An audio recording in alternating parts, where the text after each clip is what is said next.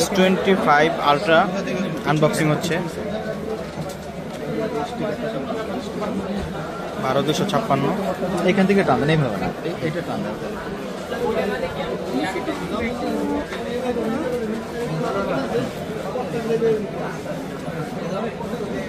Hello, আরে সিম আরেকটা ঢুকাইছে, আমার ফোনে ডিস্টার্ব করতেছিল। সিম আরেকটা খোলা লাগবে না, ব্যাকটা খুলে দাও।